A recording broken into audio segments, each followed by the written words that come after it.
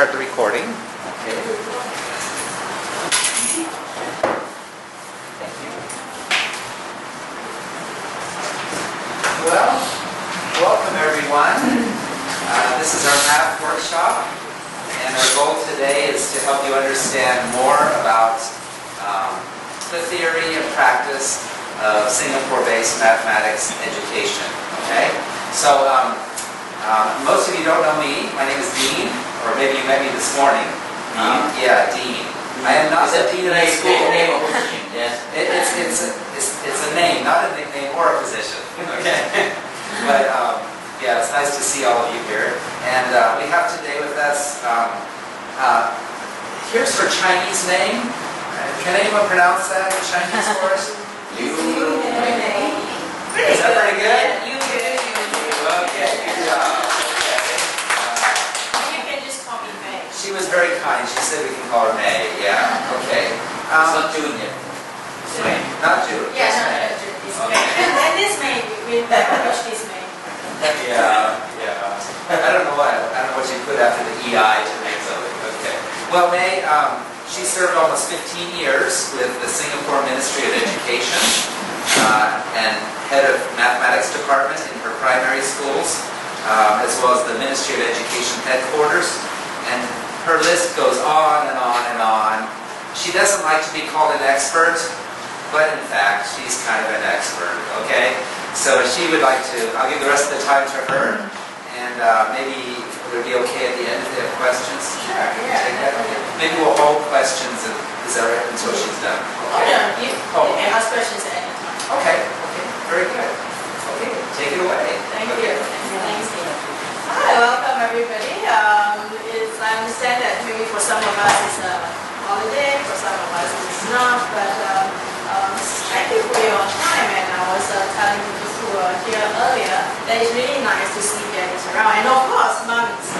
But we're seeing increasing trend of daddies taking an active role in in helping the child, and that's great. So I never see my husband in workshop. He was saying, you're educated, right? So yeah, that's your part of the job. Okay. So I've been with the Ministry of Education in Singapore. I basically work in, when I was with her, I reviewed the curriculum, the math curriculum, which we do every 6 years ahead of time. So whenever we come up with a new curriculum, we will be looking at the next cycle of the curriculum. So in fact, before I left, we completed the 2013 syllabus, which will be implemented next year. So I've been with them long enough to see through 2 cycles of curriculum planning, and I had the privilege to work with the person who invented the model method, the bar method, right in the 80s when we started the bar method. And it's important because then we understand what was the thinking behind that invention, and we're able to use it in the right way. But since then, I've joined this new company called Adventure Learning, which the school will be using some of our magazines for the new curriculum. And what I'm going to do in this workshop is to basically bring across what's the key feature in this magazine as an additional resource to what the children are already using with the Singapore books. I understand that you're using Shaping Math. Wonderful book, because I reviewed this book for the publisher. I like this title a lot. Okay. So what we believe in our company is that we can teach math in both rigor and fun. Because a lot of times we do math with too much rigor and we lose the fun factor. But it is the fun factor that brings out the appreciation and the beauty in mathematics. So we try, so through our publication, our magazine, that's what we try to bring out. But really in all of us, it is not the 15 years in education that has been challenging, but what has been really challenging is my role as a parent, as a mother, which I think is what we are all experiencing here. I have 2 kids, 7-year-old son and 11-year-old daughter. And I think that is the most difficult part in my career. If you ask me what has been most challenging, how do we educate our children in the best way? Yeah. You might seen this, the Singapore Math Framework. This has been the framework that is guiding each and every of our curriculum review. Basically, we look at how our curriculum has aligned itself to this 5 dimension, and the central to it is problem solving, and that is core. That is very important because that guides 3 aspects. That guides the curriculum, that guides teaching and learning, and that guides assessment. So the main idea of problem solving guides these 3 key aspects in terms of math education in Singapore. And to bring about this central focus on problem solving, we have 5 dimensions, which then the concept from the foundation, mathematical concept from the foundation. And we were just having a very casual conversation on the learning of math, and I was saying that conceptual understanding is key. Conceptual understanding is everything in mathematics, because if you understand it, then you remember less of it. You don't have to remember it, you have to memorize formulas because you understand how the formulas came about. And that is key in the learning of math in Singapore. And to support the conceptual understanding, there are 2 branches of skills. So on one branch of skills, you see that it matches the concept. It's what we call the conceptual skills. So you have the numerical concept matches to numerical skills, such as the algorithm, the times table, the operations, and so on. But you have the other arm of skill, and I think this is probably the part that brings out, that highlights itself in Singapore math, which is the process skills. Because it is in the process skills that we are able to apply to even other dimensions, the other disciplines of learning. So process skills such as reasoning, communication, connection, and very strongly so in the thinking skills and heuristics. So this dimension features itself very strongly in our national assessment. And that also causes quite a bit of stress to our kids, because this is the part that can't be memorized. This is the part. Concept to a large extent can be memorized. If you don't understand it, you can try to memorize it. Numerical skills, to a large extent, you can memorize formulas, you can try to put in stuff. But process skills, where the questions are structured in such a way that you need to rely on the concept and the skill in order to apply the step, that is the hard part. And this is the part that is giving Singapore kids quite a bit of stress, because there's a part where they can't memorize it, but if they do understand it well, they really can apply the habits of mind in many other disciplines. And to top it off, so these 3 components, what we call the cognitive skills, builds the brain, right? But we need to take care of the heart too. Yeah. So the affective skills, the affective dimension, the attitude, and the mental connection. And what features itself strongly in our publication is the bringing out the attitude components, the beliefs in mathematics, the interest in mathematics, the appreciation for the beauty of mathematics, while we deal with the cognitive aspect. And the other dimension which maybe the school will have done would be the idea of how do we help our kids monitor their own thinking, how do they check their work in a meaningful manner. So that is a more mental cognitive part. If we were to put out the Singapore math curriculum, which is all in one page, we could see how the various topics increases. And if we just do a cut on the numbers portion, which takes up the majority of our syllabus, this is what we call the spiral curriculum. And it is in this idea of the spiral curriculum that many people around the world would like to find out how does Singapore do it with the spiral curriculum. What do we mean by the spiral curriculum? So we look into the age appropriateness, the skills appropriateness, before we add on the other chunks of concepts. So for example, in primary 1 and primary 2, we really take it slow. We take it slow because we want to build strong foundation in their understanding of numbers. Because the idea of numbers branches itself all the way to primary 6 and beyond. So in primary 1, and that is why in primary 1, we spend a lot of time. In fact, in Singapore, we spend the entire 1 semester, which is 6 months, 20 weeks, just getting kids very familiar with number bonds, with place value. Because with number bonds and place value, when we move on to simple algorithm, they are able to apply the idea of number bonds and place value into the algorithm. If we go into algorithm too quickly, which is efficient, but without the good understanding of number bond and place value, it comes to what we used to do, memorization. Right? We memorize, we need to borrow this over, we bring that over. But once we get more operations going, the kids get a little bit confused. What am I supposed to do? Especially in a long division, what am I supposed to do? Put it down, divide, multiply, subtract, or add? So we want to get the understanding in first while they are young, and then build on the pieces as we go along. What do you mean by number bonds and place Okay, value? so for example, number bonds, we usually start with number bonds of 5. So what are numbers that make up 5? Whole numbers that make up 5? 1, 4, 2, 3, 3, 2, and so on. So we deal a lot with that. So and 5 is intuitive because we've got most of us who have 5 fingers on our hand, so it becomes very intuitive. Now the next thing that we want to build on is number bonds of 10, because we are working on base 10. So number bonds of 10 become very important. So they got to know their 1, 9, 2, 8, 3, 7. And why is it important? Because as they move on to algorithm later on, for example, if they start doing 24, take away 34, take away 16, right? So they know that, okay, 4 can't take away 6, so I rename and I have a 10. So my 1/10 become 10 ones. So in Singapore, we get them to verbalize the concept. Now maybe during our time, I'm not sure, but during my time, my teacher used to say borrow from the 3 and you have a 1. But you borrow, but we never return.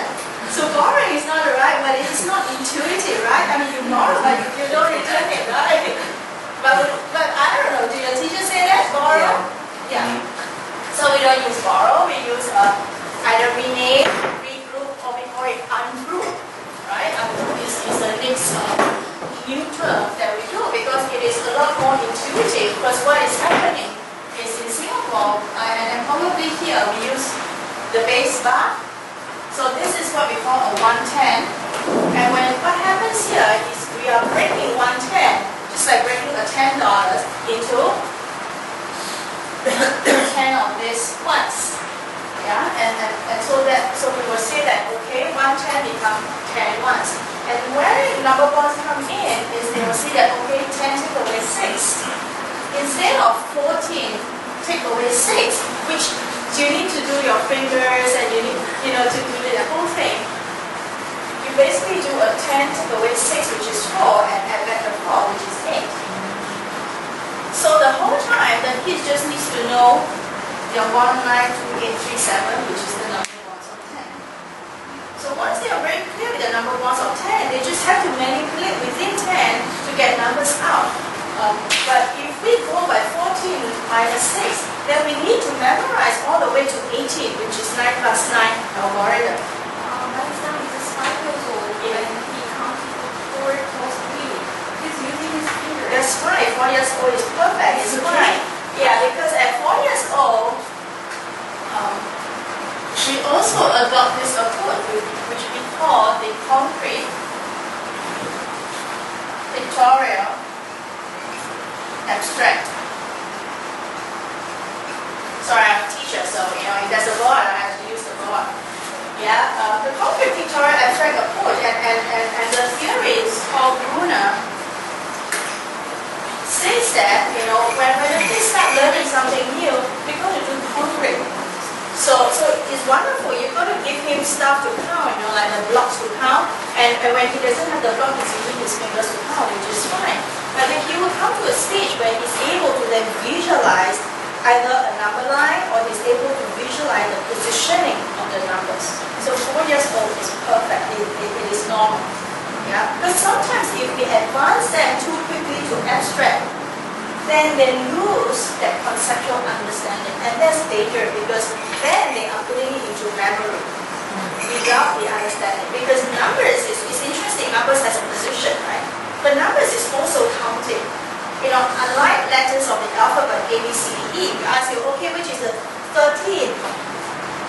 letter? How many of us will know it?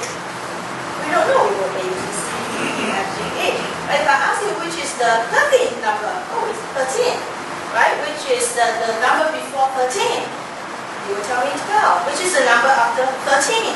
You will tell me 14. But if I ask you which is the letter before M, which is the letter, 2 letters after M, sometimes we might have to, because there isn't a position given to the letters in the alphabet. But in numbers, we have the cardinal and we have the ordinal. So numbers as counting numbers, but numbers as positional numbers as well. So that the whole idea that we spend a lot of time dealing with the primary 1 kids. So it is right that at primary 1 or even at kindergarten, that we allow them a lot of opportunities to touch, to count, to get a good sense of numbers, to get a good conceptual understanding of number bonds, of place value, because that is where they will apply in all the other the formal learning that they do later on. Okay. And similarly for fractions, if you speak to your children's teachers who have been teaching math for a long time, they will tell you that fractions is one of the most difficult concepts to teach. And fraction has to be taught, getting children to explore the fractions on their own. And that is why at primary 2, we start fraction at primary 2. We don't do fraction at primary 1 because fraction is so abstract. Why are they so abstract? From the time that they are born, maybe 1.5 or 2 years old, they start counting things, right? In whichever language that they are born into, they are dealing with whole numbers. So whole numbers to them can be seen, can be touched, can be counted. And suddenly, we tell them a whole number above another whole number, and we say this is less than 1.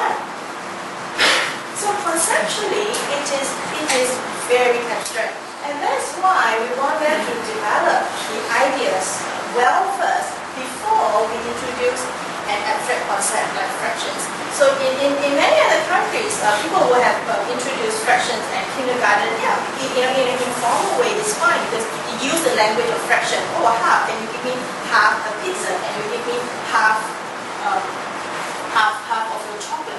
That's perfectly fine. But the technical manipulation of fraction, because when you start learning fraction, you start going into the operation. Why is there a need to have common denominator? Why is there no need to have common denominator when we do multiplication? Why did we switch the operation and do a reciprocal when we do division? All those are just so abstract for kids. And in Singapore, we build them up in what we call the spiral curriculum. We build them up as immature. Because there is this aspect of maturity. If you put in too much at the wrong time, the teaching could be excellent and perfect, but the kid is just not ready to digest. It's like our stomach. We can't feed a baby solid food. The baby's digestive system will be able to digest it. Okay. Any questions regarding the spiral approach? So basically in Singapore, what we do is we teach in small chunks, but whenever we progress to the next level, we revisit a little bit of the previous level and then take the kids further. Okay, in our magazine, these are the 2 writers for our magazine, and both of them are educators. And both of them taught in a university in mathematics, and I joined them last year, and we've got a strong advisory board of educators of academia who is supporting this magazine, which is a resource that the school will be using. There are 2 series, the 1, 2, and 3 series, and the 4, 5, and 6 series, which I will talk a little bit more later on. Okay, this is just an article really to encourage all of us. An article by a very well-known economist, Thomas Friedman. Some of us might have read his book. Last November, he put up an article on the New York Times, again studying why is it that Shanghai, Hong Kong, Singapore are doing well in teams and in PISA. So they know that, okay, teacher factor is one aspect. We can't duplicate teacher factor too much. And then they did some other surveys and they realized that the parents who are more involved with their children, just like you, tend to have kids who are better performing. So this article is to reinforce what you already believe, taking an active role in your children's education. Okay? My presentation today is, I'm not sure when you get too involved in children's education, do you end up like this? Pulling your hair, especially when it's close to examination period or high-stake examination, maybe that isn't here. When they can't solve a particular problem and you explain it twice the same way. It drives you up the wall. In Singapore, this is quite common because of our high-stake examination. And sometimes it happens to me too, even though I'm an educator. I just realize that it's harder teaching own children than for me to teach other people's children. There is this expectation. We're all human, right? I've got tons more patience with other people's children than with my own children. With my own two kids. That's why I say that to me the challenge is in parenthood, not so much as being an educator. So what we would like to transform using this magazine is to change this look of parents to this. Having parents play games with children. And I think it is a lot more pleasant. So how do we do math, through games, through puzzles, and at the same time they are still building up their math competency, and at the same time you are also having family bonding with your kids, rather than family tension. Yeah. Okay? To start off, we shall play a game. Right? So today we're going to play a couple of games. You're going to get your hands ready. You find this, take the last counter sheet in your package.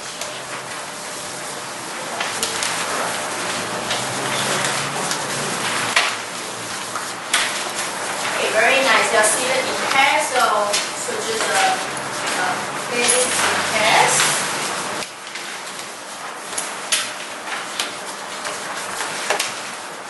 Yeah, you just need to use one of between the two of you, you just need one game board sheet, but you need to use two of your friends' counters in each pack. By the way, all these are yours to take home.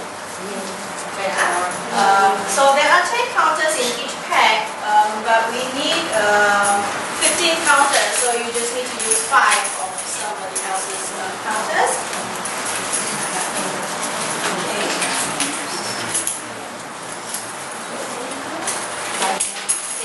It doesn't matter if it is face up or face down. It doesn't matter.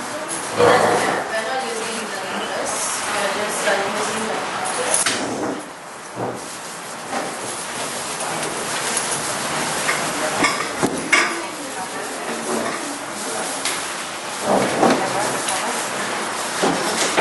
So what we believe, there are 2 types of games that we feature in our magazine, especially for the lower primary, which is the primary 1, 2, and 3. We really capitalize on games and puzzles to bring out the mathematical abilities in our kids. Because the last thing we want to do is to kill their interest before they start learning the harder concepts. One type of game is what we call strategic thinking games, and this is one of the strategy games that we feature in our magazine. There are 2 types of games. One is strategic thinking games. The other type of games are what we call mastery games, meaning games to get them learn their usual stuff, addition, subtraction, multiplication, and so on in a fun way. So I'll deal with the strategic game first. Now, how this game goes is, as the title says, take the last counter. So the person who takes the last counter, literally last, right? This 2 is not last. 1 counter, last counter. The person who takes the last counter is the winner. Okay? Somebody can start first. You can take the entire row, you can take 2, you can take 3, you can take 4, but you can't take between 2 rows, so you can't do this. Yeah, but you can do this. Okay?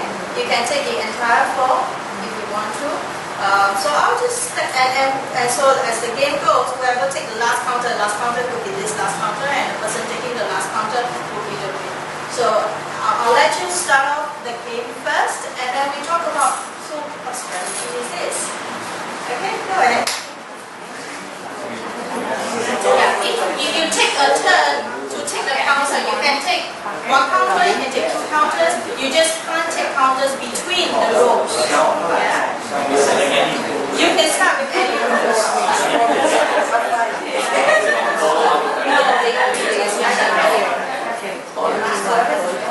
Yes.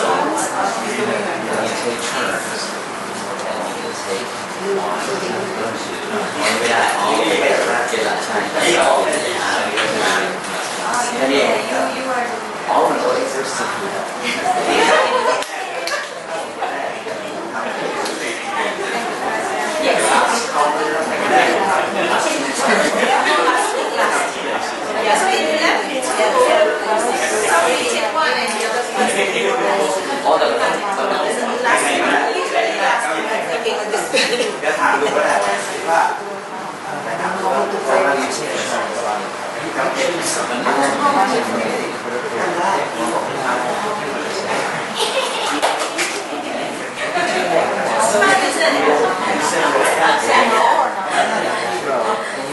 The first two rounds that you play is getting to know the game. By the time you go to the third round, you got to think about the strategy. I know the player. You know the player. That's Qualities. Yes. Yes. You want to make sure that you get the last piece. So now you will play. Now you're going to think how you play. That's right. That's I think she was, right? Okay. no, maybe one.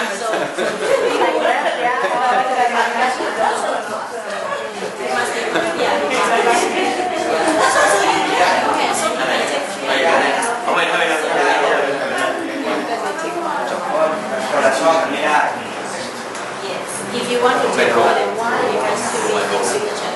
So again,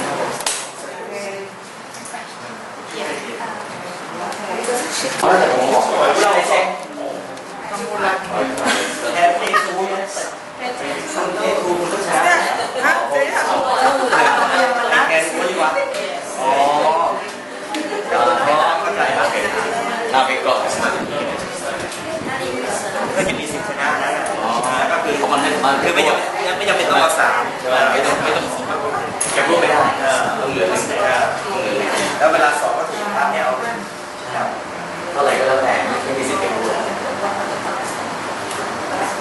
ให้กินไม่ได้โอ้ยังไม่หมด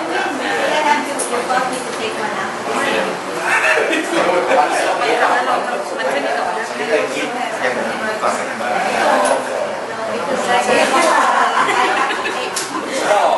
แพ้ชนะกันตอนสามใช่วันนี้เหลือหนึ่งใช่ so if you can you go to the second or third round, the first two rounds here is to get to know the game. But the third and fourth round, as you move on, you'll be asking yourself, what is the strategy?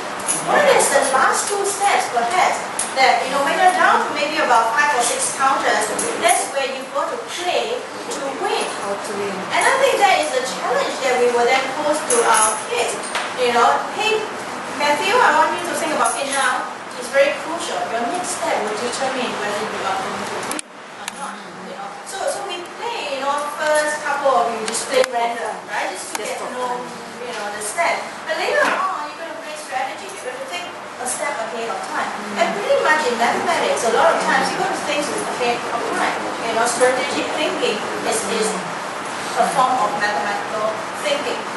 So some of you who have played, what is the easiest strategy? What must you ensure in order to win? How would you practice such that you know that you're going to win? When you're left with, a couple of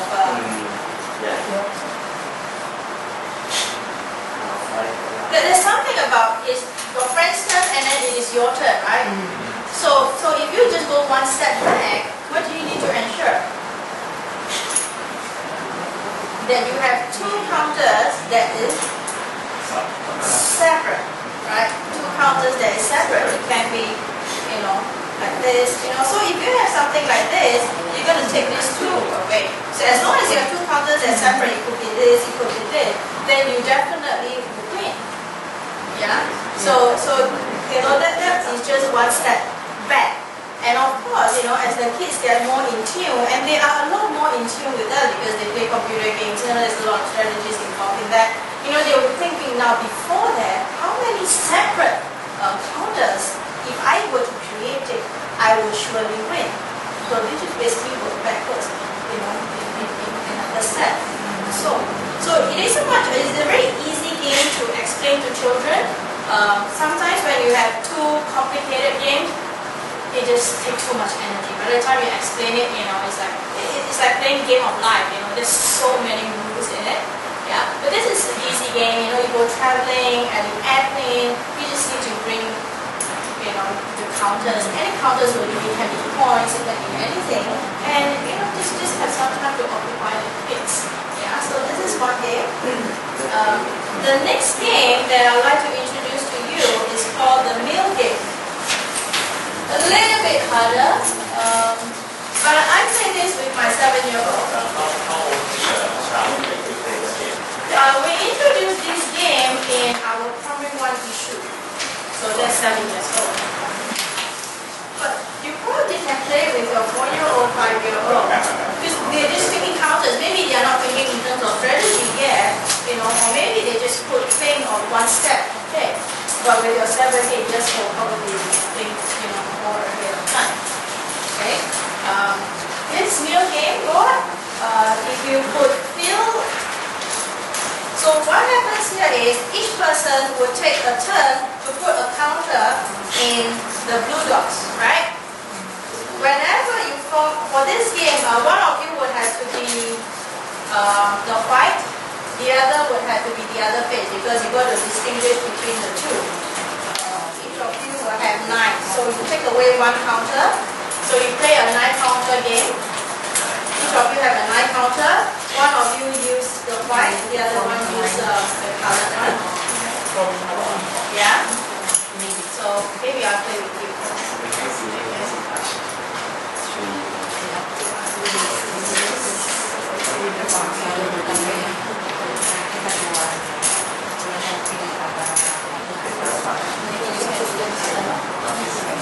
So if I were to start, say I put that, you can put in any of the blue dots.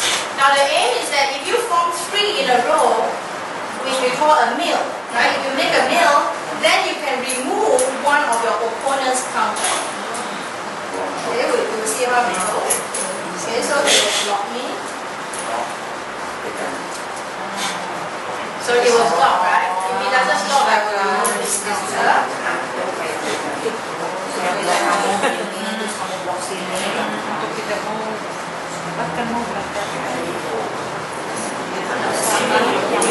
come, so that I can show them.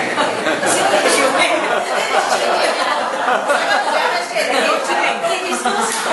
Okay, so if he doesn't block, and if I do this, this is what we call a mill.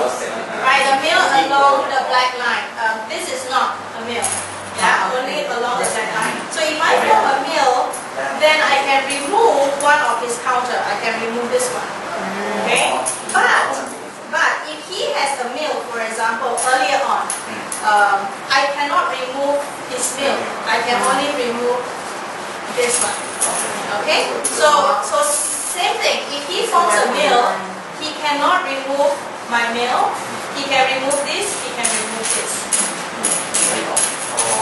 Okay? Now, the game carries on until all your 9 counters are in there. So let's put in our 9 counters randomly.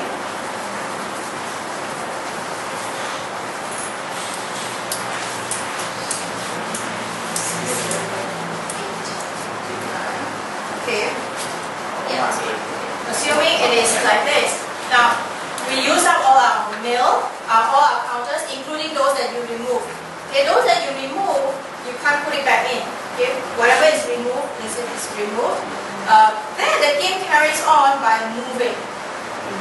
So assuming this is where it is, I can move. And if I move and I form a mill, then I can remove. Right? So then he can move. He can do that. So he forms a mill and then he can remove, but he can't remove this, he can't remove this, he can remove this. Okay? So the game carries on until whoever is the surviving one or whoever is left with 2 will definitely be the loser because you can never form a mill. Okay? You can find this on App Store. It's called 9-Man Morris. 9-Man Morris. Yeah. And in the apps, it becomes a little bit complicated because when your opponent is left with 3 counters, that 3 counters start to fly. And that is where you will end up losing. So in the app, when you start playing the app, you started off by being very happy removing the opponents, or rather the computer's counters, and the computer end up with 3, and that 3 started flying, and you end up losing. So you got to really think many steps ahead of time. But don't worry about the flying. We're not doing the flying in here.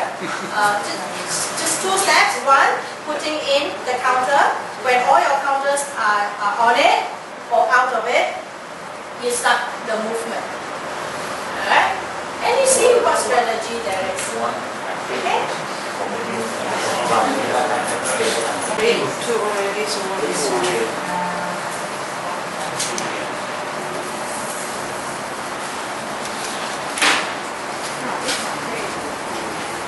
Now after you're done the rectangle, can you use the same thing? 2 triangles, there are 2 smaller triangles, and 1 other shape to form a triangle.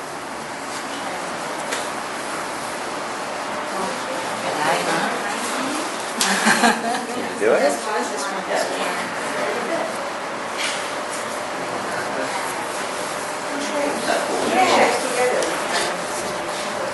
It's parallel, so you're here on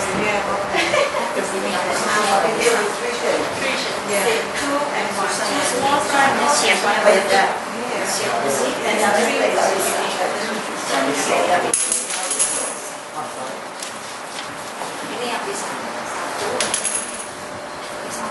What do you think? Do we need to go back to first grade? Yeah. Not mix up from the beginning. Look at that.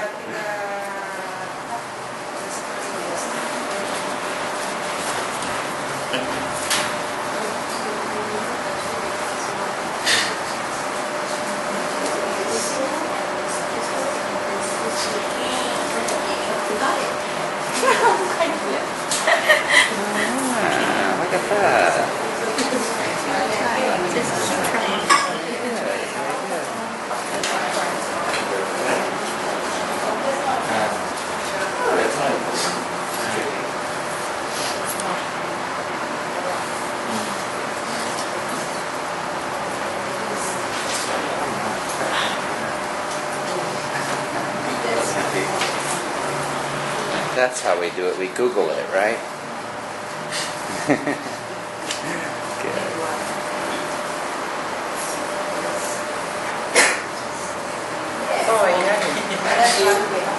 Oh, let's see. I got Good it. job! Yay! Okay, good. Okay.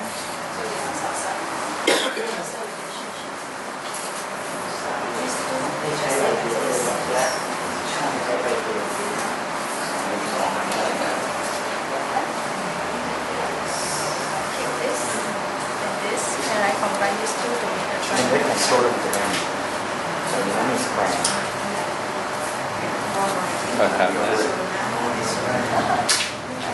Yeah. How about this? Yeah, so now you in fact, we have a stack of cards with about 20 different shapes. In each of these, you will see that there are always 3 ways to forming it. And as you do, maybe the first one is a little bit difficult, the second one, a little bit harder. By the time you come to the 3rd one or 4th one, as you look at the shape, you could almost see the lines form shape because you know it's either a square, another triangle, or a parallelogram. And if you realize what is the relationship between your two triangle and the square? I mean the two triangle and the square, yeah. What's the relationship? Can the two triangle fit into the square? Two triangles are the same size as a square. That's Two right. small ones. That's right. The two triangle is the same size as the square, right? What's the relationship between the two triangles and the triangle and the medium triangle?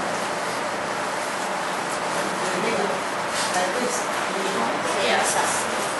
The two triangles, the two smaller triangles would also fit into the medium triangle. What is the relationship between the two small triangles and the parallelogram?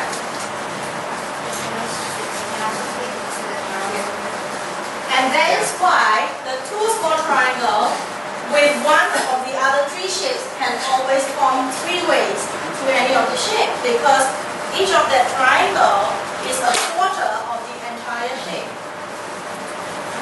Which means that all of these shapes can be decomposed into four of the small triangles, of which two of the small triangles make a square, two of the small triangles make a parallelogram, or two of the small triangles make a medium triangle. So as they do some of this, they understand the relationship and then they are able to manipulate it around much better. You know? And the whole idea about spatial visualization is it is hard in the beginning because we cannot see it. But as you break through, you know, it's just like the butterfly trying to break out of the mold. Once you break up the mold, the child can fly. And when the child looks at the shape, you can almost visualize a square coming out from here. You can almost visualize where is the parallelogram that is coming out from there. And that is spatial visualization.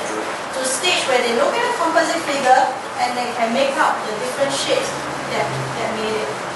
And again, it is a skill that cannot be built overnight, unfortunately.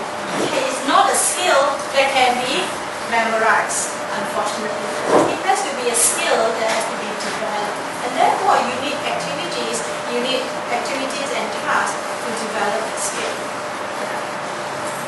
So we talk about games, different types of games. What is it used to build? The other portion that we're going to talk about are puzzles. Puzzles to build what? Puzzles to build problem solving. Yeah? So you've got a Sudoku. Easy peasy. I did that in the train, BTS. When you get stuck in the traffic jam. Go ahead to do it. We give our kids, or in a magazine, we feature different types of Sudoku from 4 to 4, 5 to 5, 6 to 6, 9 by 9. So in here I have a 4 by 4 and a 6 by 6. Yeah, go ahead to solve it and we talk about what is the thinking behind it.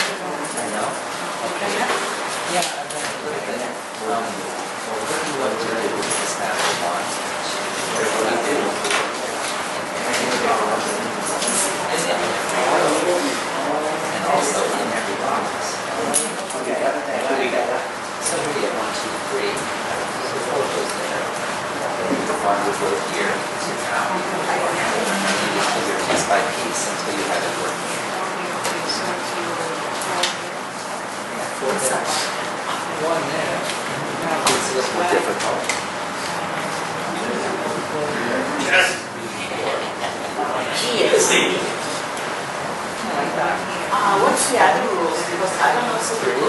Oh, okay. My favorite. If it is 6 by your right? Okay. One. So within the Perfect. square, you That's just the choose same. Okay. But then the big one is 6. So it doesn't matter if it's 1 to 3 or 1 to 3. Oh, but you know. either 2 or 4. 2, 6. Not bad.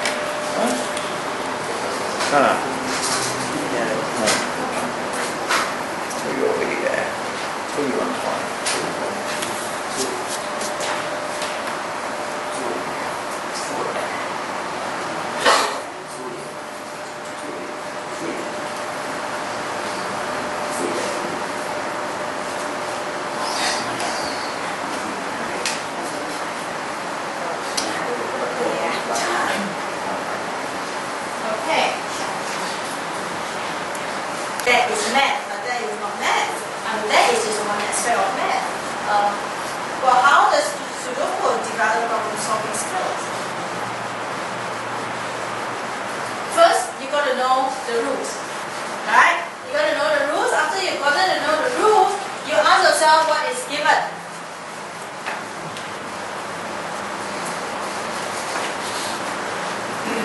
Right? Whether these are the conditions given or these are the conditions given.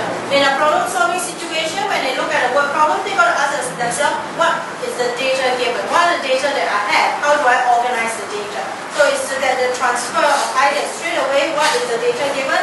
I see a word problem. What's the data that's given? They ask themselves, what is not given? What do I not have?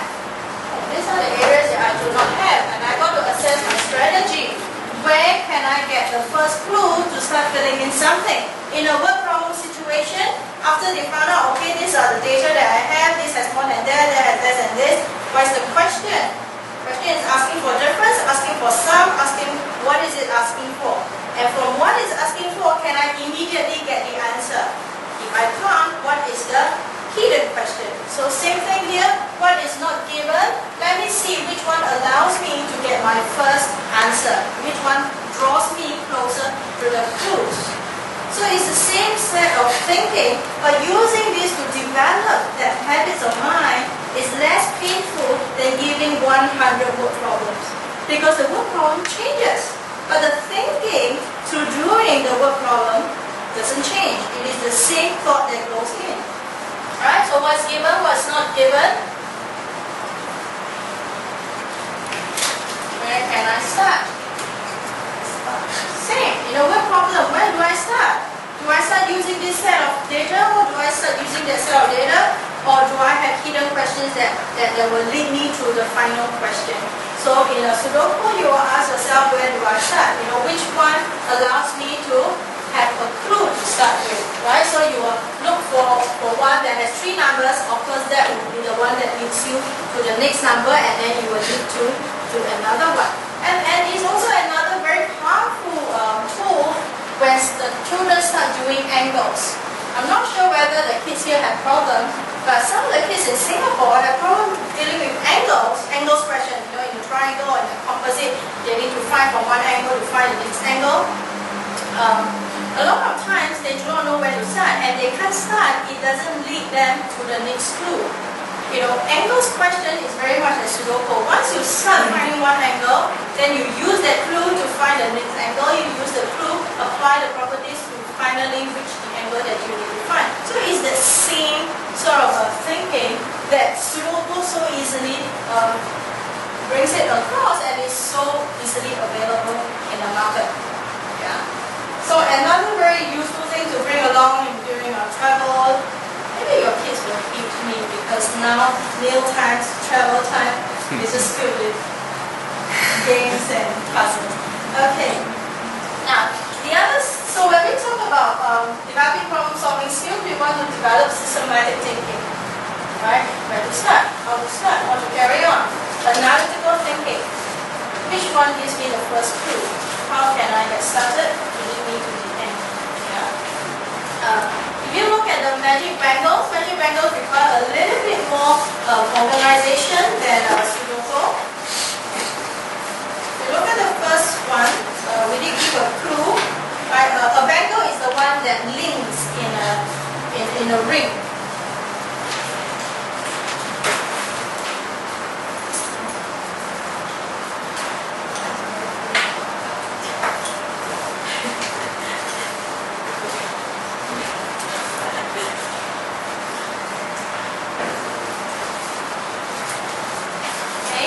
The one that goes in this ring is considered a bangle, right? The one that goes in this ring is a bangle.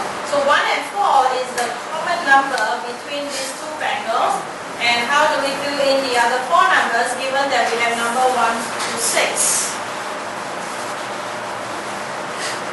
So again, it comes back to the kids' recognition of number bonds.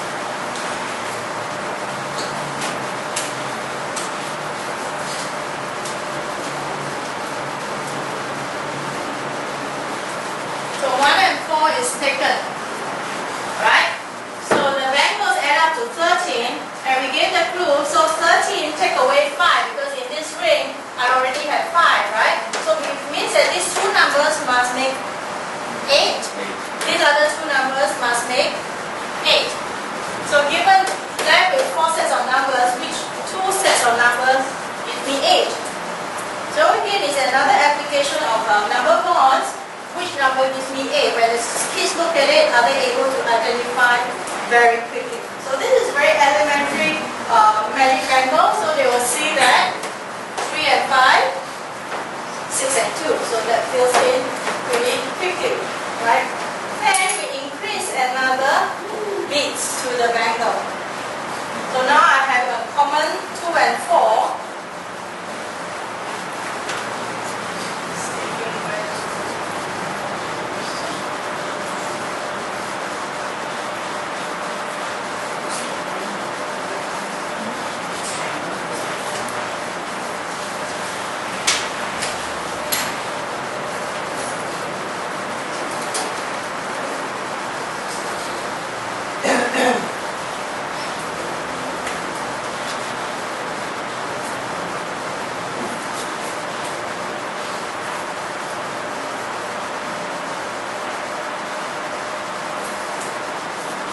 So 2 and 4 is taken.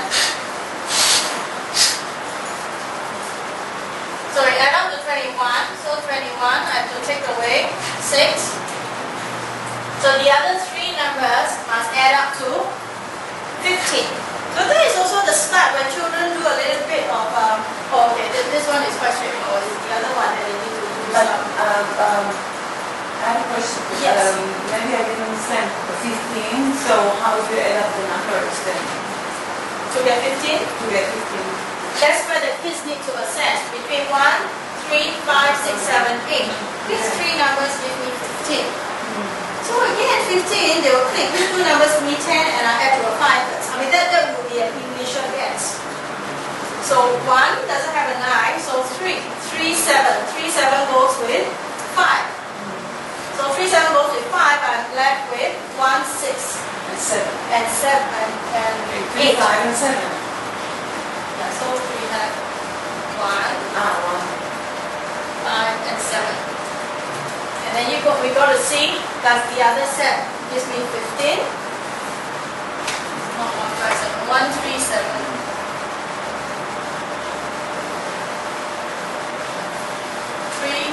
7, 5, right? Gives me 15. I'm left with 1, 6, and 8, and 1, 6, and 8 gives me 15. So it fit in very nicely, so we are happy with that. Now the challenge is this one, where the common bit is not given.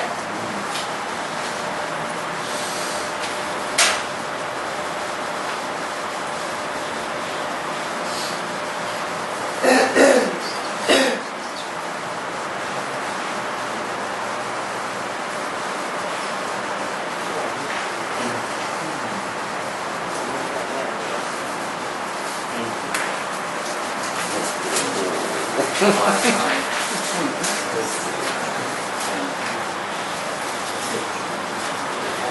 that one, I have 21, take away 5, I have 16. Now out of this 16, it is not just picking out 16, but I have to decide which is the common number that goes into the common wrangle. And that's where we need to do a little bit of listing.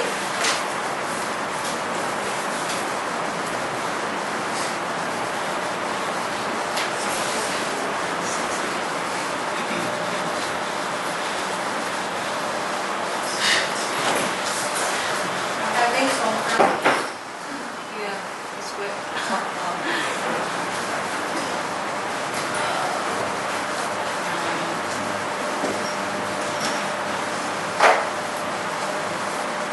So which four numbers help me to reach 16? So we do a little bit of this thing, we try. I mean, or rather what the kids would try to do. So they ask themselves, okay, 1 and 2, 5 is taken up. If I have 1, 2 and 3, I get 6.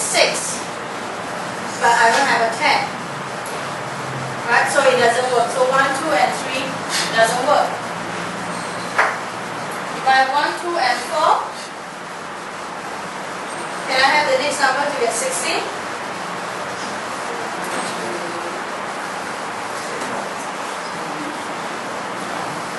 1, 2 and 4 is 7, 7 and 9.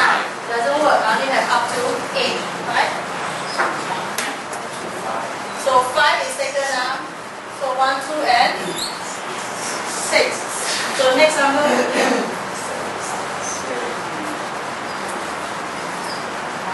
1, 2, 6, 7. So that's a possible set. Okay, what is another possible set? So I've exhausted 1, 2, right? So I go on to 1, 3. If I have 1, 3, 1, 3, 4 is 8. 8 and 8. Right? Do we see a common? So that common one goes to the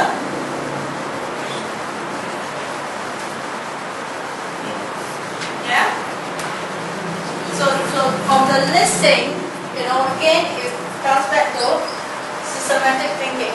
If the kids do random, then it doesn't go in that train of thought. The kids might not be able to detect, because if the kids just randomly put in 2 and see whether the rest work, randomly put in 4 and see whether the rest work, it goes, you're going a very long path. So this is another train of thought where can we help our kids to think systematically. And from there, able to draw out what's the common one, and the other 3 fit nicely into the other parts. Okay?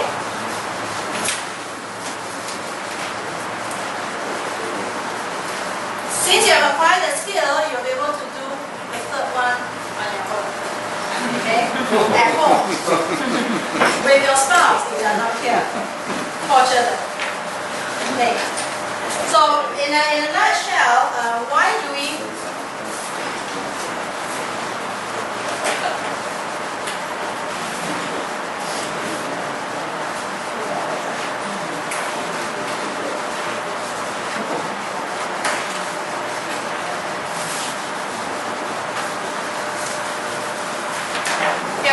want to play games? Why do we want to use games? It's a great motivational factor.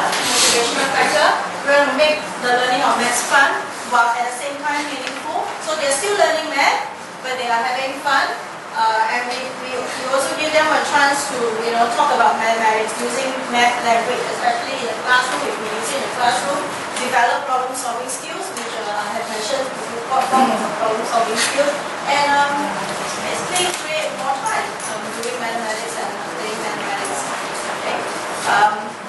Very quickly, I'll just run through the key features of the magazine, the 2 series. So depending whether your kid is in primary 1, 2, or 3, or 4, 5, and 6. So 1, 2, and 3, these are our major headings in the magazine. We deal with math stories, so there's always just 2 pages of math stories. and we deal with the history of numbers. Why do we want to deal with history of numbers when it's not in the Singapore math syllabus? Because we think that using history of numbers, we are able to teach students something about the number system. Yeah, something that is fun. We put it in a cartoon form, and at the same time, they are also picking up pattern recognition skill. And pattern recognition skill is the third. So we talk about strategic thinking, we talk about problem solving, and the third one, we talk about spatial visualization.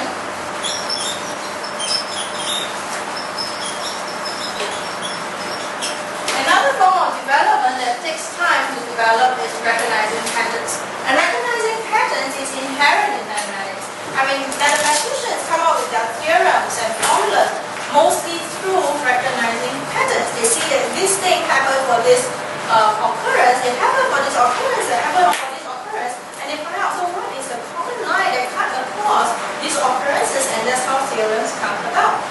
And if that is how mathematicians think, then it must be something that we want to develop in our kids to be able to recognize patterns. So we use the history of numbers to allow children to recognize patterns in different forms. Patterns in the Egyptian numbers, patterns in the Babylonian numbers, and because if people of the past develop number system this way, there must be a certain systematic way to why they develop the number system in the first place. So far, we have found that our kids are very interested in the fun stuff. The moment they pick up a magazine, the first thing they want to look at is the fun stuff because it is like a story series. We will tell them, okay, next series you're going to learn about this. Next series we're going to find out something about, and another thing. So it's like an adventure series that we follow. We also cover special numbers. If you look, so in primary 1, we deal with the history of numbers. In primary 2, we talk about number of 0, number of 1, different number system like computer binary system. And in P3, we start talking about everything about special numbers, odd numbers, even numbers, prime numbers, square numbers, triangle numbers. So they see that all these numbers, if it appears in a number series, it has a certain interesting properties. And we try to present it both the geometric side of it as well as the number side of it, or the algebraic representation of it. So for example, we try to present it in a geometric form. We call it triangle number, so we align it that looks like triangle. I mean, it is indeed triangle, we form triangles, and that's why we call it triangle numbers. So the kid might not see a pattern on the first layer because it's not like 2, 4, 6, 10, 1, 2, 5, 7, it's 1, 3, 6, 10.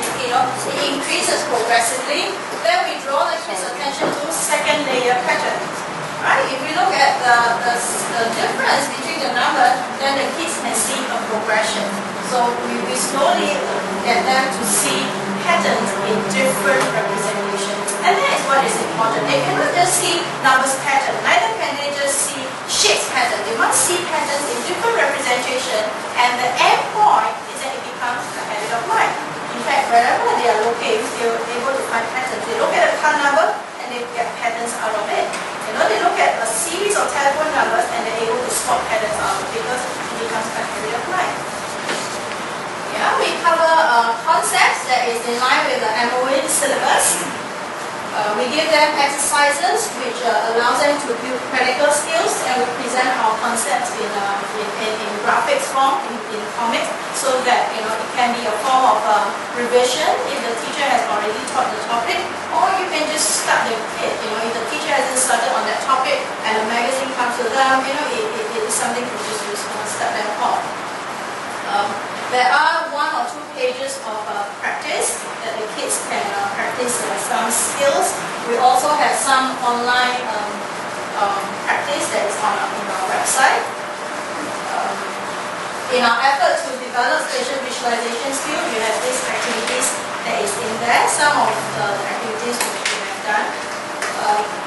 What I really like in the magazine is our explore section, because we use deep mathematical concept, but use it as a form of excitement, as a form of exciting discovery for the kids.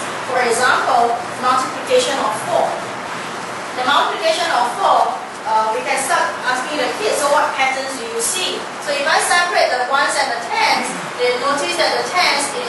0, 0, 1, 1, 2, 2, 3, 3, 4, 4. So, okay, good idea.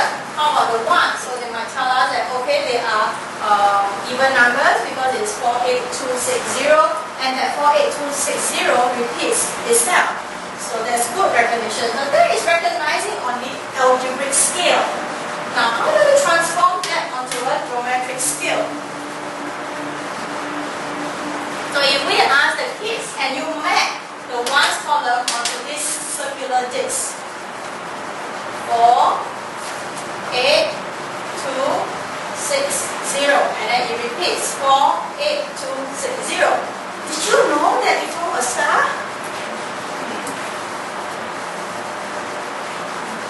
Isn't it? Did you know beforehand that it will form a star? No. I mean, our teachers never brought it across that way. And some kids are just more visual. Yeah? Then with the interesting thing, they start thinking, or as a teacher, I would then ask, did it just occur for 4? How about other multiples? Do we see some interesting patterns? You can start exploring for 3. You can do it at home if you want. You realize you get a shifting shape. Yeah? How about if I want to get a pentagon? So now I reverse the problem solving, right? Now I want to get a pentagon. What do you think that multiple would be? So they're going to look, oh, pentagon 0, 2, 4, 6, 8. 0, 2, 4, 6, 8. What is a good possibility? 2. Right? Multiples of 2. But even with the multiples of 2, they're going to decide, do I start with 0 or do I start with 2? Right? So they can't just apply it, blindly. I start with 0, 2, 4, 6, 8. But the first line here is 1 times, not 0 times. So there is, the application they can try with 5, they realize that it is a straight line. They try with 2, they try with 3, try with 4, and they start realizing that, hey, it is not just coincidence. It's great, that representation from algebraic form to geometric form. Yeah, so we feature that in our magazine whenever we have interesting results like this. We are challenging questions so that we can stretch the students' potential, and they look forward to each issue of the magazine. If your kids going to 4, 5, and 6s, this would likely be the main data that you will see. We still keep to our tricks and treats, which is equivalent to our fun stuff. It's fun things, not within the main diet of the syllabus, but fun things for them to discover. We get them to do finger math. Most of us, 2, 3, 4, 5, 10, not a problem, right? 6, 7, 8. Live it. Okay? So we have finger maths to get kids to do their 6, 7, 8 up. You know the 9 times table trick, right? 9. So 1 times 9, 2, 9, 1, 8, 3, 9, 2, 7, 4, 9, 3, 6. So this is 1, 2, 3, 4, right? So 2 times 9, so 2 goes down, you get 1, and the rest 8, 18, right? 3 times 9, the third finger goes down, you get 2, and you get 7, 27, right? Fourth finger goes down, you get 3, and 6. Okay, so that's a 9 times table. I'm so happy to have to get some response. Now 6, 7 times table. So 7 times table, for example. So I number my finger. 1, 2. Sorry, number my finger. Okay, like this, right? 1, 2, 3, 4, 5, 6, 7, 8, 9, 10. Okay, so this is my finger number 6. You could write 6 if you want to. 6, 7, 8, 9, 10. So 7 by 7, I put this my 7, right? 7, 7. So the upper finger, these 2 fingers, I multiply. So 2 times 2, sorry, I add. 2 plus 2, 4. The lower finger, I multiply. So 3 times 3, 9. So 7 by 7, 49. So let's try 7 times 8. 7 and 8. So 2 plus 3, 5, right? 3 times 2, 6. So 7 times 8, 56. 8 times 8, 6, 4. So it worked for 6, 7. I mean, 6 by 6, you're going to do a little bit of addition. Because 6 by 6 is 20. Over here is 16. So 20 and 16 is 36. Yeah, and we have the mathematical proof that this is not coincidence, nor cheating, nor black magic. Okay, we have the mathematical proof on our website for teachers or for parents who are interested to how this works out. So we do some of this fun stuff under tricks and tricks. We talk about ear parameter exploration. So in fact, we already exposed the kids to Pythagoras theorem under the tricks and tricks. Yeah. In primary 5, we talk a little bit about Higgs theorem. We talk about the Chinese remedial theorem. That's some of these interesting math results. But we bring it across in a pictorial, graphical, and intriguing manner. Okay. We continue to present concepts in graphic forms, and we have useful exercises, which I think will be very useful for teachers to use in a classroom. I mean, unless you are one of those parents who doesn't get upset when teaching your kids, then you can use this as a resource. If you are one of those parents like me who get upset teaching your own children, then leave this to the teacher. You'll be a lot more effective. And it is very effective because we get, I see the properties that is listed on the posters, wonderful. But sometimes what we often not do is to go one step further. How do we explore the relationship between the shapes? And that's what this worksheet is about, to allow kids to explore relationships. A simple question like, is a square a rectangle? Is a square a rectangle? Same, not to do anything. Don't shake. So they will have to explore the properties, right? Does the properties of the square fit the properties of rectangle? It has two sets of parallel sides. It has 4 right angles. Yes. So a square is a rectangle. Is a rectangle a square? What's the property of a square? 4 equal sides. Does a rectangle have 4 equal sides? No. It has 2 sides that's longer than the other 2 sides. So a rectangle is not a square, but a square is a rectangle. And so then we conclude and tell the kids that a square is a special rectangle because it has 4 equal sides. Then we start exploring between rectangle and parallelogram. Is a rectangle a parallelogram? Or is a parallelogram a rectangle? And start exploring with the other side. And they can start forming a little Venn diagram to see which is the big shape that covers all these shapes and which is the shape that is not. And that is where they start exploring, and they don't have to, that's where they start realizing that I don't have to remember 4 different shapes. It's actually one shape, mutate, becomes another shape, mutate, becomes another shape. And one is a subset of the other. And that is an important thing in mathematics, that we see relationships in what we are learning. Okay, 4, 5, and 6 deals a lot more with problem solving because in Singapore our kids have to take the PSLE, so we got to prepare them for that. And in our questions, there's a lot of problem solving skills involved. It is not one of those where you just apply the formula. We know the formula of pi r squared to find area of a what? Circle. Pi r squared? Not friend to you? Okay. So, but we do have figures like this where it requires spatial visualization. It requires problem solving. And that is where it falls into that arm. In my second slide, I talk about processes. It falls into that arm of processes where it goes beyond memorization. They got to know their concept, they got to know their skills, but they got to know how to apply the concept and skills in situations which might not be familiar with that.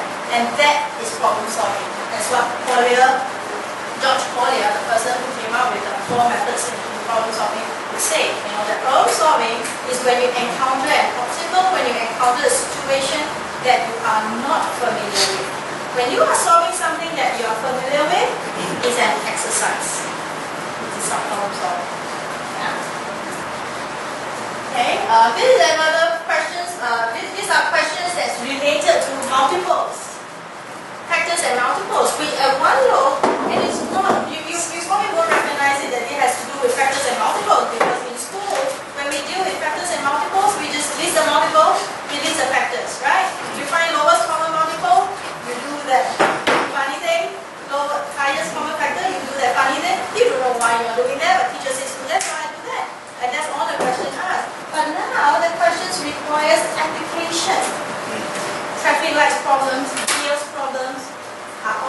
programs that uses the concept of factors and multiples.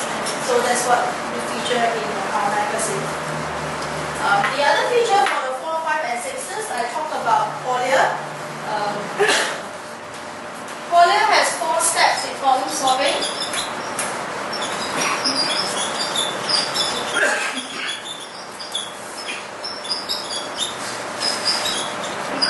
Okay, this 4 step.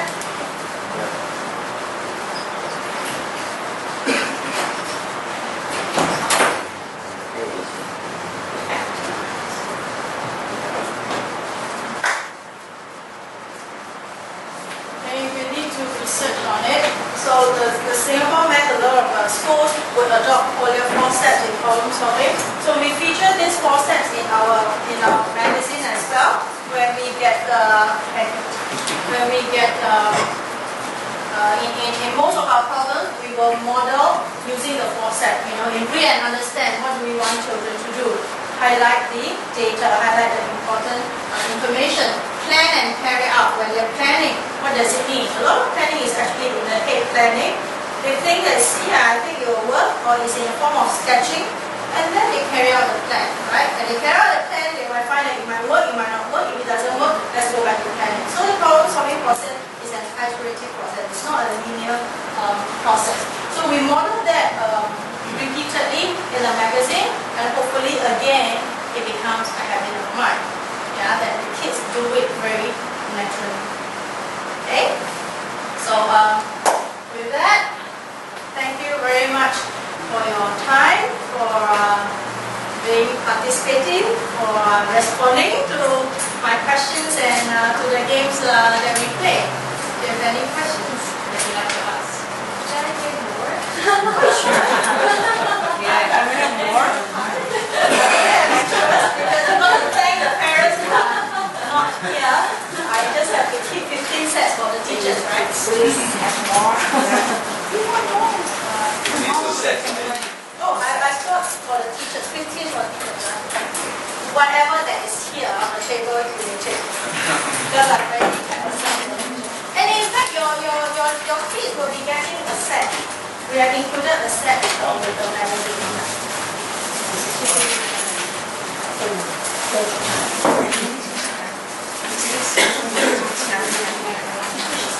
Any other questions for May? Oh, give us some more up here. Okay, help yourself to whatever is right. Okay. Well, I know some of you probably need to get going. You know, I grew up loving math my whole life. And I don't know why I loved it. Because I didn't have a teacher like this. Okay? I just loved it because I found interesting relationships with numbers myself. When I went to university, I didn't do so good in mathematics, even though that was my major. And it's very interesting to learn all this from you. As a family, when I was growing up, we played games all the time. Now, my wife, who is Thai, she says that Thais don't play games. So I want to know, you're not all Thai, I know, but how many of you play games at home regularly like these? Anybody? It's not like this? Okay, something similar? Okay. Okay. Okay. Well, maybe that's part of why I developed a love for mathematics. So I'd like to encourage you to take some of the hints that May has presented to you and take them home, try them, and I hope your children excel in mathematics here at St. Mark's. May, thank you so much for coming. It's been a great pleasure, and thank you for your expertise. And all of you parents, thank you so much for taking the time to learn about mathematics with us today. Thank you. Thank you.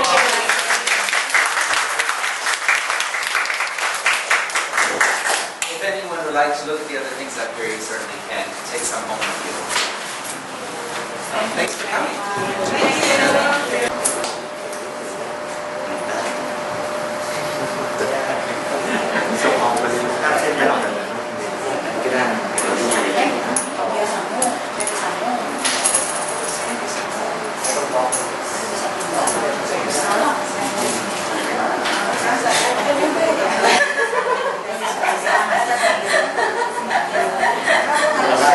Bagi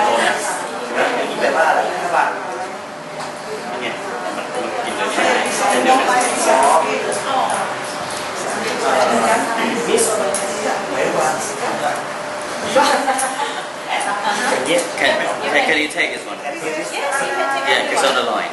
No, you don't have to take the line. You can take this, you can take this, you can take this. You can take any of it. I see. One is form. Yes, once you have 3 in a row, you can take any of this. Even Yes, yeah, but if you have 3, then I see. No, this is isolated. you have to break the family. But single can just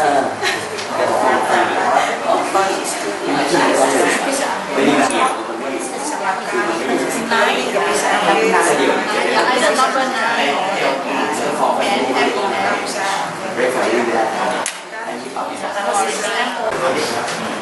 Okay, finish up the game that you have. It's not nice to stop it, right? Finish up the game and then we will carry on. So you've got 2 games to play with your children tonight. Yeah. This is another strategic game. Pretty easy to explain to your kids. You can explain it as you play along with them. And they realize some strategy, if you get out of the mill, they get back into the mill, they can run the mill. But if they get out of the mill, there is a danger that the opponent might move into your mill to block you. So, depending on the structure. So there are these things to think about. And strategic thinking is one type of thinking that can't be developed overnight. It's not like knowing that perimeter is 2 length plus 2 breadth. You know it in 1 second. Area of a triangle, half base and height, you know it or rather you can remember it in 2 seconds without understanding it. You just apply it, right? But strategic thinking can be developed overnight, and therefore strategic thinking must be developed while the kids are young. And it can only be developed through something that is fun to engage them. It's things that they build up over the years, and becomes a habit of mind, what we call habits of mind. They become a habit, it becomes a habit to think in a strategic manner. Okay?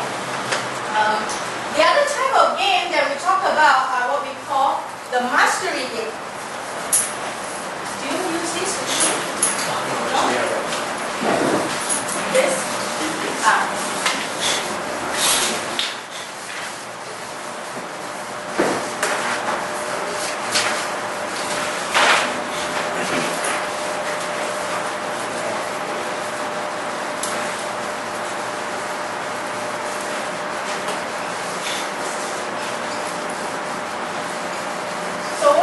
Earlier on was on strategy game. The next 2 are on what we call mastery games.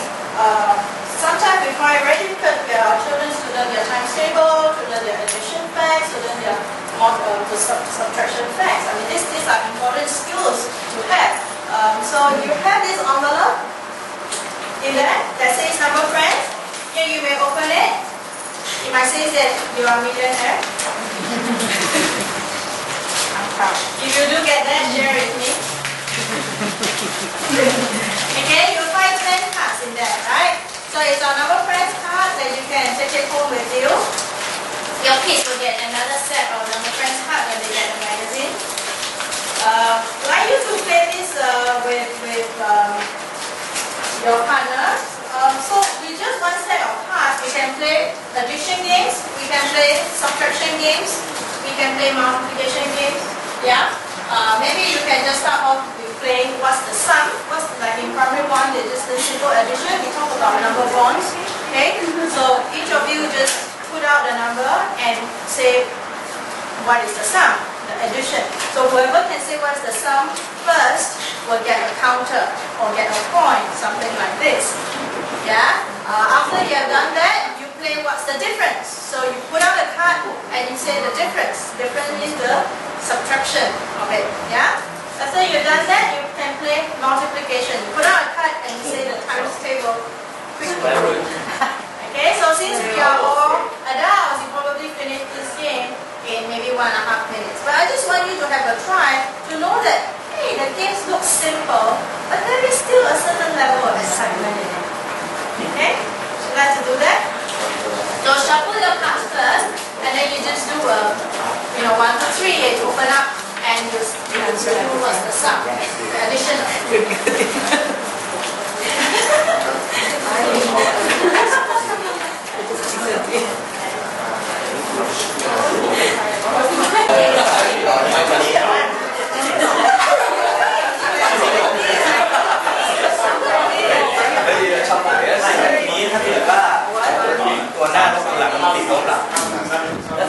ทำไมต้องพูดเรื่องเลยเนี่ย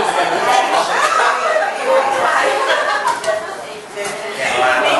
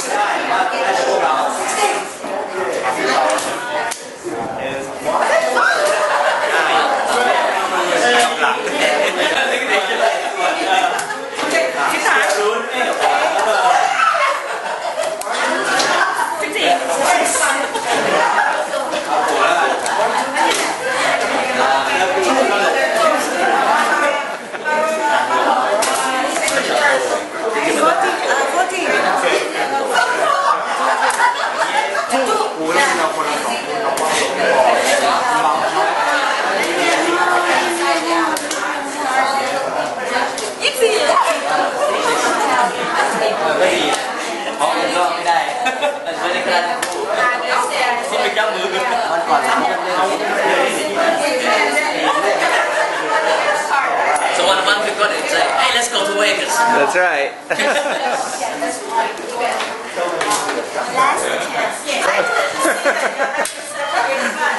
Yeah, I was just talking to Dee.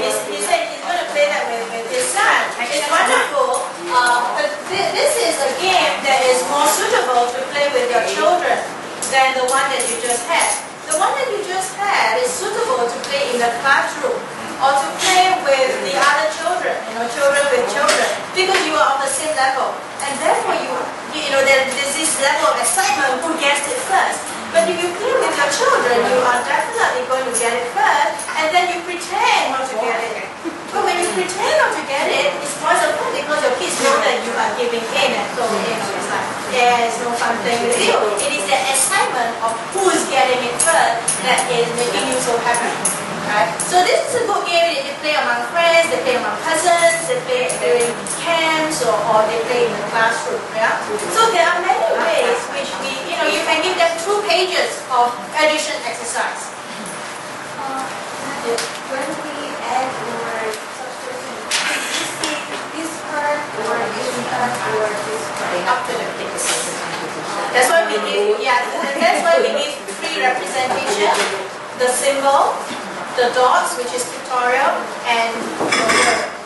So up to the kids, which one catches their attention? Some kids might be drawn to the dots, some kids might be drawn to the number symbol, some kids might be drawn to the word.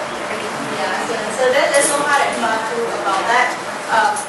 So you realize that in this game that you're playing, you easily go 5 sets, 5 sets, 5 sets, without knowing it. But imagine that you give your kids 15 or 20 of such sums on a 2-sided page. It's not fun. Yeah. So this is what we call mastery game. They already know the addition, their subtraction, but you want to just tune it, to make it, to fine tune it. You do it through a game. So that's what we encourage teachers to do. Instead of, you can give your exercises, but instead of giving 10 exercises, I replace 5 exercises with half an hour of game, which they are still doing that number of exercises. This would be a game suitable to play with your kids because there isn't that competitive element in a sense that what happens in this game, if you don't have enough cards here, but we might have played that when you are younger, each of you gets 7 cards. Yeah, so you need more than 2 stacks of cards. Each of you gets 7 cards and then put 8 cards on the table, open. So if you take turns, so if it's my turn, I will try to make 10. So it goes back to number bonds of 10.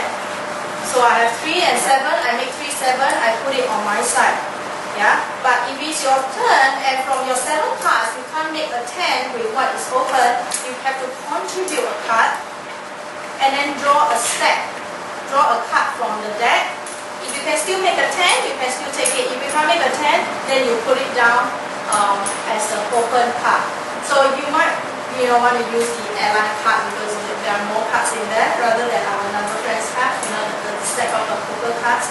So 7 each person, you can play 3 person, you can play 4 person, it doesn't matter. Right, 7 cards each, open up 8 cards, you take turn to form 10. So very quick way of getting children to just see 10, so much so that it becomes visual. 3, 7 just appear, 2, 8 just appear, 6, 4 appears, Then it becomes, the visual aspect of the number 1 to 10. Okay. Why I showed this is just to show that in our magazine, we use the same resource, but we build it up to different levels of games. So that, with one resource, they can actually play many more games. This is another game that they can play. Essentially, there are 2 dice. One to show the numerator, the other one to show the denominator. And this is an excellent game to show the kids the application of equivalent fraction. Yeah. So for example, if the kid gets 2 and 6, so it's 2, 6. So the kid can either shade 2, 6, or the kid can shade 4, 12, or the kid can shade 1/3. And visually, the kid can see the equivalence.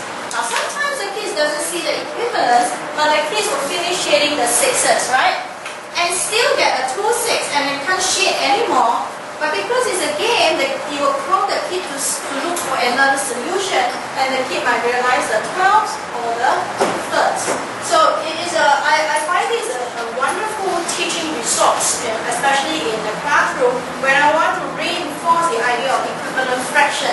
And children don't see the application of equivalent fraction because it only comes along in the operation. But you want them to get the association first before moving on to operation, and this would have been a wonderful mastery game for that. Okay. Now the one aspect of developing strategic thinking and mastery takes time. The other aspect that we push through very strongly in our magazine is the development of spatial visualization skills. Yeah.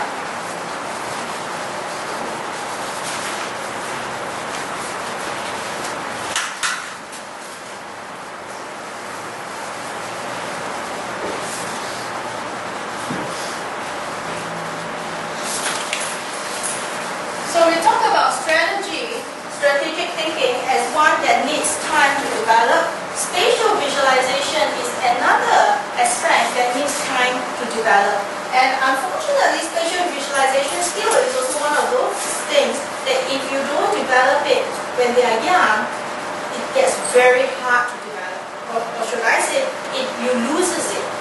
You lose it as you get older. I'm not sure when you were younger you could see 3D objects. The one of those on the board and you stare hard at it and you could see the 3D picture coming out. 20 years later you try to look at it, you look at it, and you look at it, and you look at it, nothing comes up. You lose spatial visualization as you get older. Right? If we don't continue to use it, we lose it. And that is why it's very important to start developing spatial skills when they are young. In our magazine, we get them to make their own counters, basically making a hexagon counter just using straws. Why do we do that? So that if they lose a counter, they can always replace a counter. So that it's something that they can just replace on their own. But what I'm going to get you to do is to make your own tangram. The tangram is an excellent resource that can be used to teach fractions, shapes, proportions, relationships. Excellent, right? And that's what you need, a pair of scissors. You have, don't cut your tangram paper. You have the white paper. So you're going to use this to make your own tangram. Yeah. This is rectangle. How do you get a square from a rectangle? Fold. Yes. How do you fold a rectangle to get a square? How many? Yeah, you fold.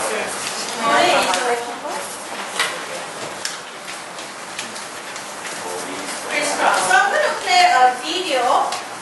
You can either follow the video or you can follow the instruction that is given in the handout.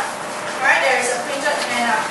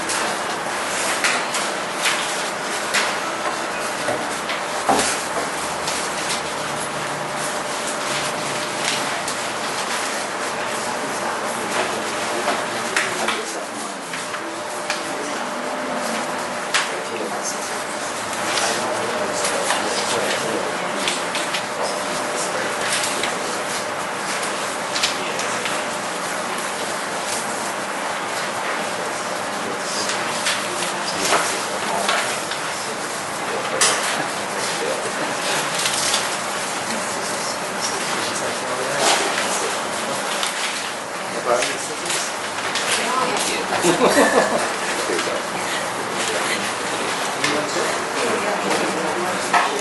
Oh, thank you very much.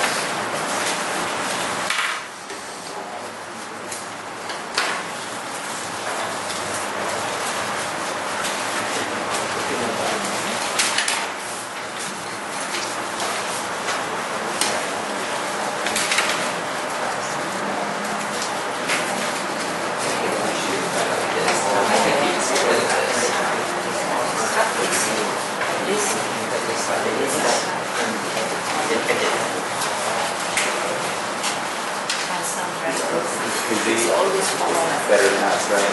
Very much from their kids. Okay, very done that. Ready? Now you can follow this video. Yes. Small triangle. Just the one. Just the one time. So you're ahead of them, so you're doing fine. Okay, so that one's done. So this one's done. Okay.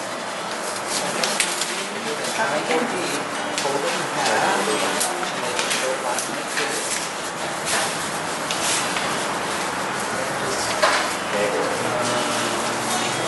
Yeah, that's right. And it looks like you want to do this. See that? So you cut it. And then cover it.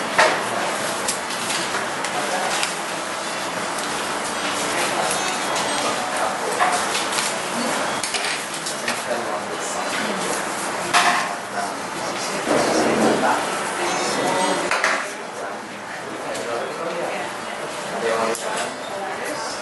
Oh, I just this piece. Where's the piece? Okay, it's still over here. Okay. Hold this in.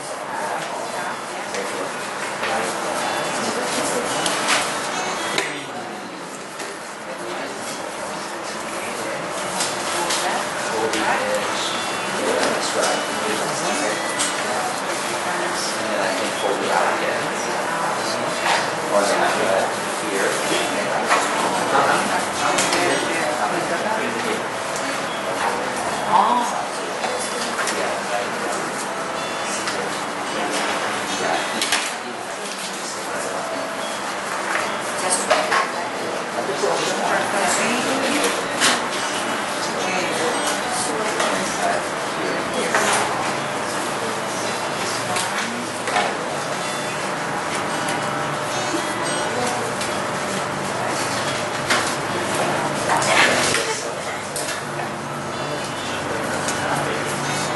Hope you're having fun. Oh, so take this piece. Yeah.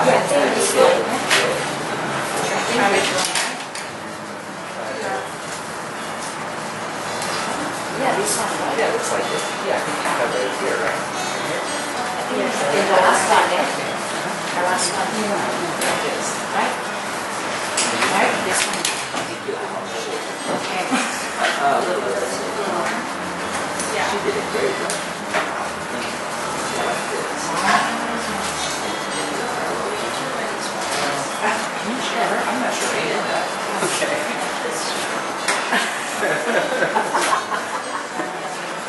Oh, is that it? Okay. Oh, yeah. Yeah. So that's this one here. When you did it with this, Yeah. Oh, yeah. Yeah. Then you can arrange them all like this. I have to put the maybe something.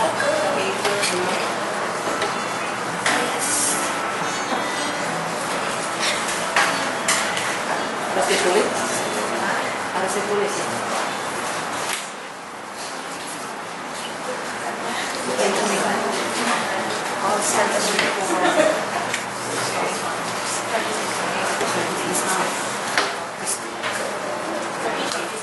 Can I write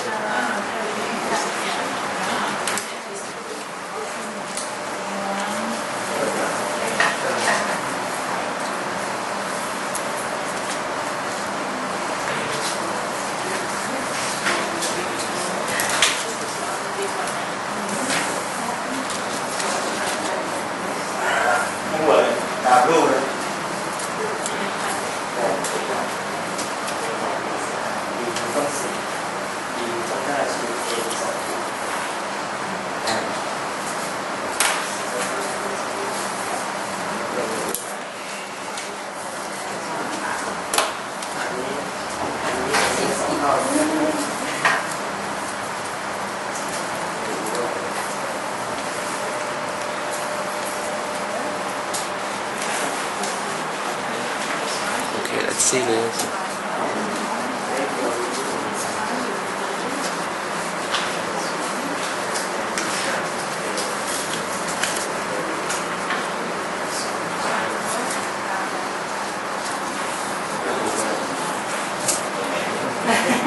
Okay, after you have gotten all the different parts, try to put it back to form the square. So that is just a very first step. Now, why is a tangram very useful? Because as you're cutting, you are already realizing the proportion. Right? First, you cut them into two big triangles. So the kids get an idea, a rough idea of half and half. And from the big triangle, you further cut into A1 and A2. So this is half of this, and this is half of that. And so we'll ask the kids, so what is A1? What sort of proportion is it? You realize that, it is a quarter, that sort of thing.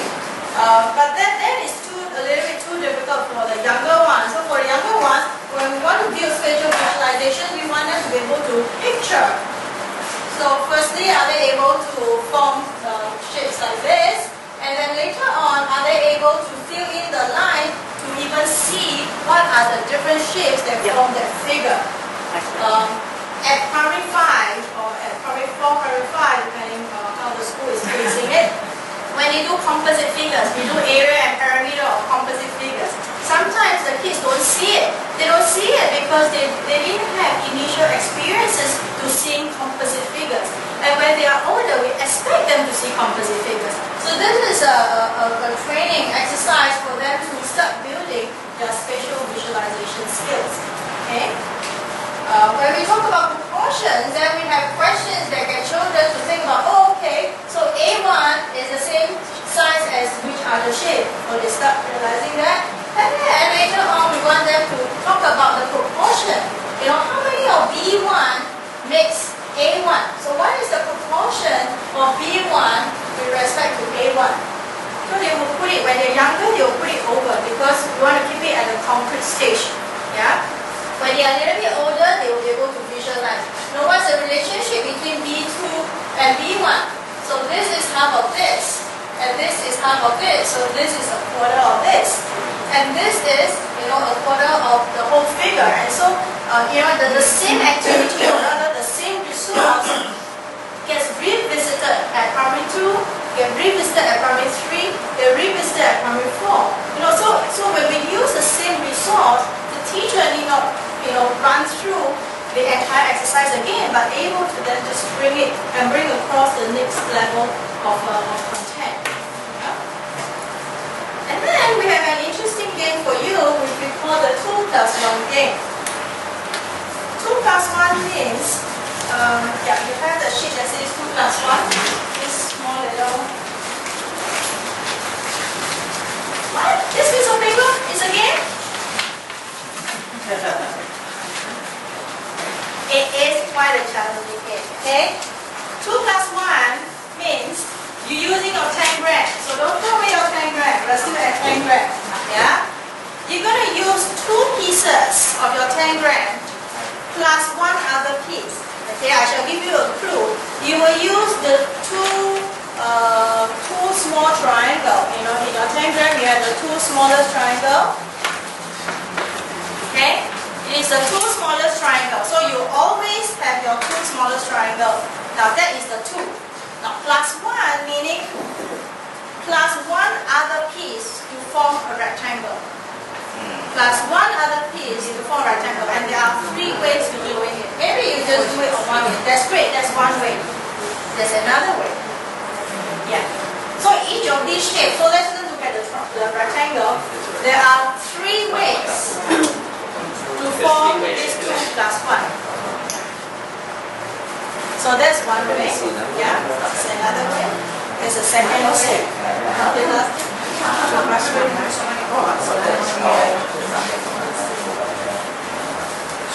Yeah, there's another way. Is there another way? It says there is, but I can't think.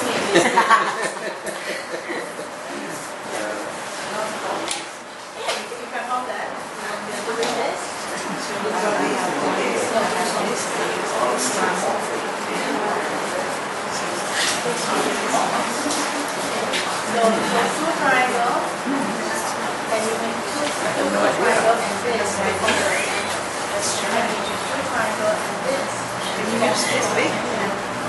Oh, I know. You can use that one maybe. Right. Try that. So that's one.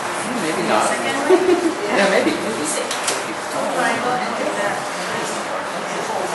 So same from the rectangle. Two small triangles. Somewhere. Two small triangles.